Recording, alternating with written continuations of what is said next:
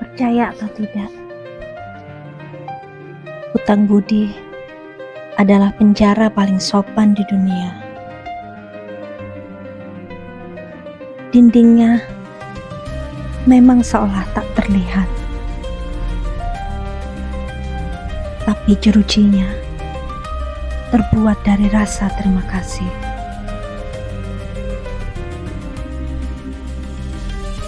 Kamu tidak akan bisa lari darinya, karena setiap kali kau mencoba, bayangan kebaikan orang lain akan menarikmu kembali. Namaku Leo. 5 tahun lalu, aku hanyalah seorang pemuda yang ambisius dengan mimpi yang besar, tapi kantong yang kosong. Lalu Pak Tirtayasa datang, laksana seorang dewa penolong. Ia melihat potensiku, memberiku pekerjaan, membimbingku dan memberiku kehidupan yang tidak pernah berani bahkan untuk sekedar kubayangkan. Ia menyelamatkanku, dan untuk itu aku berhutang nyawa kepadanya. Jadi, ketika ia memintaku untuk menikahi putri satu-satunya yang bernama Maira, aku tidak lagi melihatnya sebagai permintaan. Aku melihatnya sebagai tagihan yang memang harus kubayar.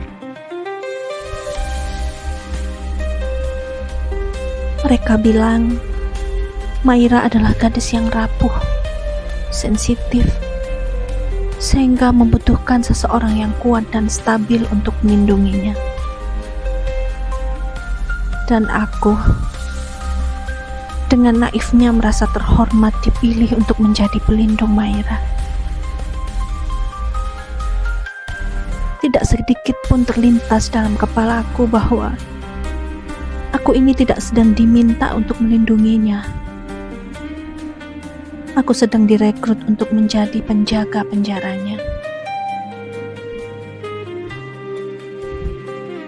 Kali ini, aku menyadari satu fakta, bahwa neraka ternyata bisa berwujud sebuah rumah mewah dengan taman yang indah dan seorang istri yang cantik jelita.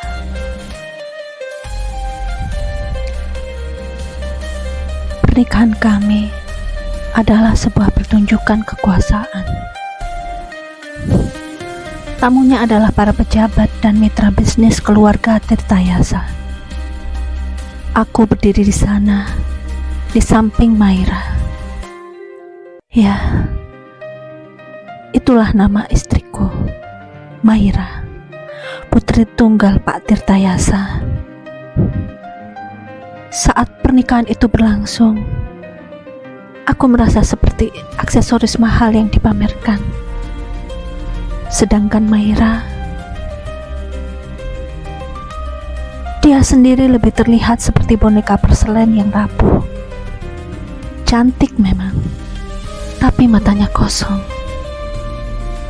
Senyumnya tidak pernah sampai ke matanya. Saat aku mengucapkan janji, aku menatap Pak Tirtayasa. Ia mengangguk dengan tatapan puas, layaknya tatapan seorang master catur yang baru saja melakukan langkah skakmat.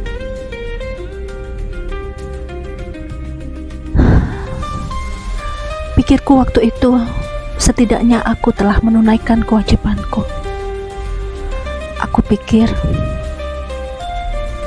setelah ini semua akan baik-baik saja. Cinta bisa tumbuh, kataku pada diriku sendiri. Aku pasti bisa belajar mencintainya.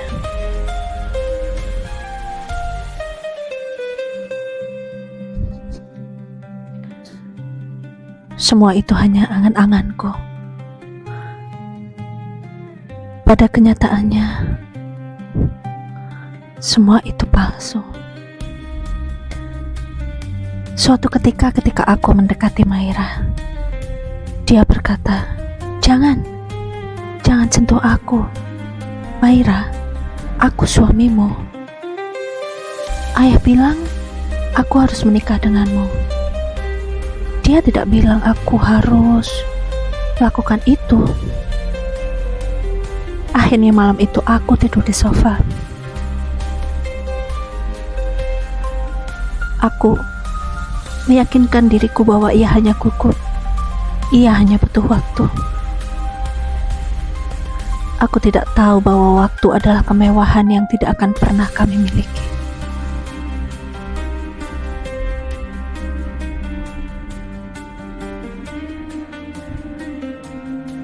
Malam pertama itu seperti cetak biru dari seluruh pernikahan kami.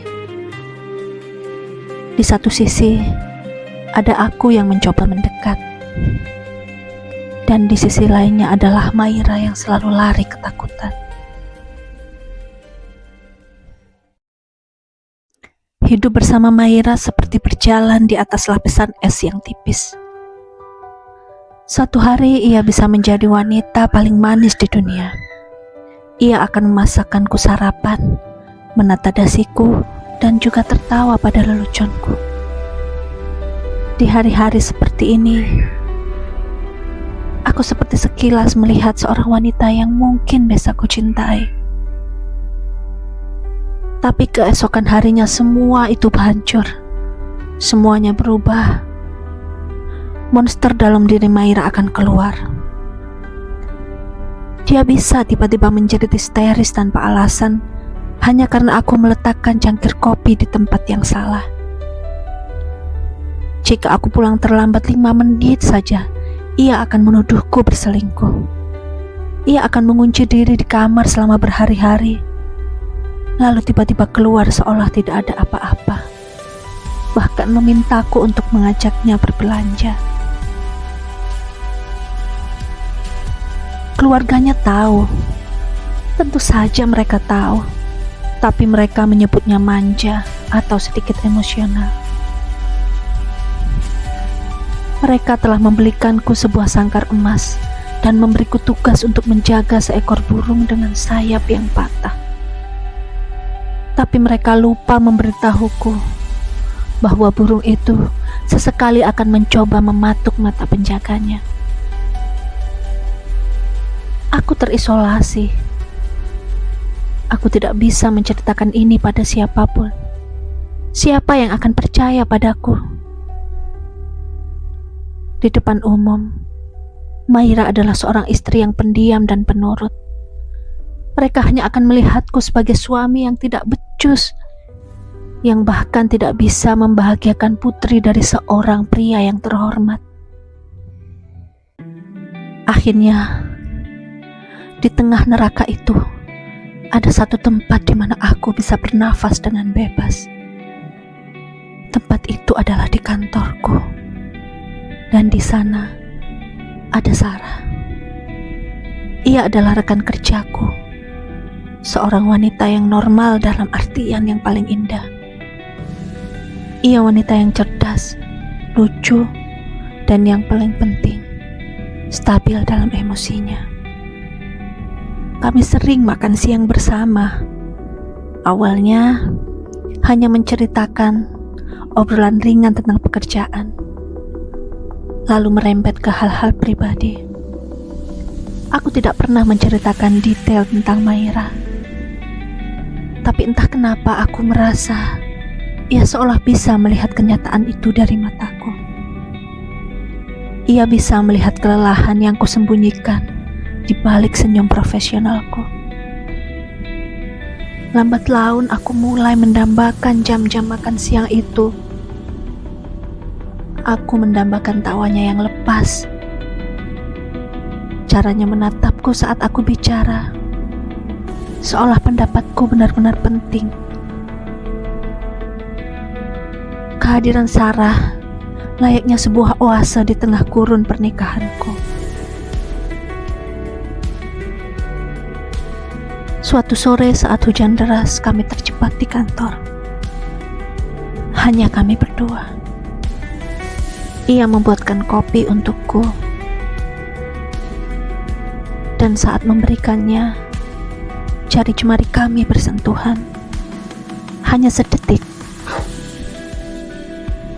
Sebuah kehangatan yang sudah lama sekali tidak kurasakan. Aku ingin lebih, Tuhan. Sungguh betapa aku menginginkan lebih. Aku ingin merasakan bagaimana rasanya disentuh oleh seseorang yang menginginkanku. Bukan seseorang yang takut padaku. Aku ingin merasakan percakapan normal tanpa takut akan ledakan emosi yang berikutnya. Tapi bayangan hutang budiku kepada keluarga Tirtayasa selalu saja muncul. Aku adalah milik keluarga Tirtayasa. Aku sudah dijual, dan lari dari kontrak ini akan menghancurkan segalanya, termasuk karir yang telah mereka berikan padaku. Sarah adalah sebuah godaan, sebuah pintu keluar yang tidak berani kubuka. Jadi, disinilah aku terus menyiksa diriku, hidup di antara dua dunia. Neraka di rumah, dan surga terlarang yang hanya bisa kutatap dari kejauhan.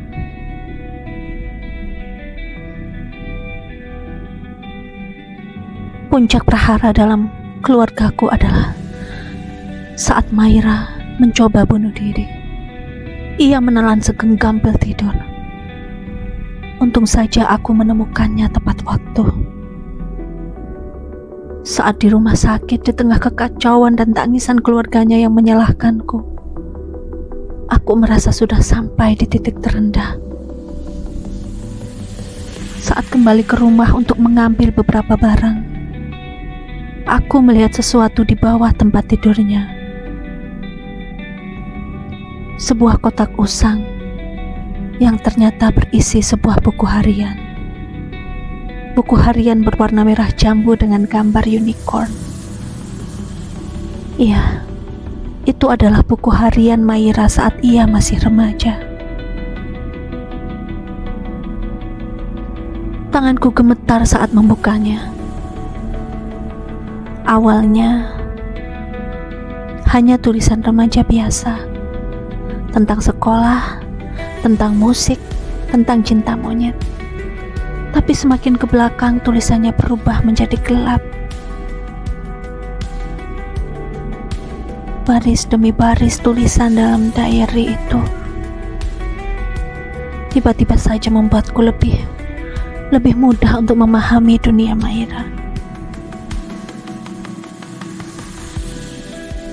Dalam tulisannya dia bercerita, "Ayah bilang aku harus menjadi juara kelas lagi. Jika tidak, ia akan kecewa. Aku benci les piano, tapi ibu bilang semua wanita terhormat harus bisa main piano. Aku dapat nilai B di matematika. Ayah tidak bicara padaku selama 3 hari. Dia bilang aku mempermalukan keluarga. Mereka tidak pernah bertanya apa yang aku mau. Mereka hanya memberitahuku apa yang harus aku lakukan."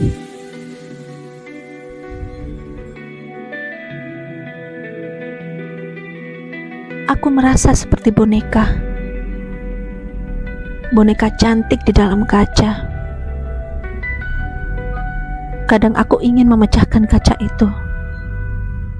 Biarlah aku terluka, asalkan aku bisa bebas. Dan di sana, di halaman terakhir sebelum buku itu kosong, ada satu kalimat yang menusuk jantungku. Hari ini, ayah membawakan seorang pria, namanya Leo. Ayah bilang, dia adalah obat untukku. Dia akan memperbaikiku. Tapi aku tidak rusak. Aku hanya lelah. Dan kini mereka memberiku penjaga baru. Saat itu aku mengerti Maira bukanlah monster. Ia adalah korban. Ledakan emosionalnya, ketakutannya, tangisannya, itu semua adalah jeritan minta tolong dari seorang gadis kecil yang dipaksa menjadi dewasa terlalu cepat. Hanyalah jeritan minta tolong yang tidak pernah diizinkan untuk menjadi dirinya sendiri. Bahkan keluarganya dengan dalih melindunginya telah menghancurkannya secara perlahan. Sedangkan aku bukan pelindungnya. Aku adalah alat terakhir mereka, obat yang diresepkan untuk penyakit yang mereka ciptakan sendiri. Saat aku menutup buku harian itu, beban di pundakku terasa terangkat. Bukan lagi beban hutang budi, tapi beban kebohongan. Aku tidak lagi merasa terperangkap. Aku merasa marah, dan amarah itu memberiku kekuatan. Aku kembali ke rumah sakit.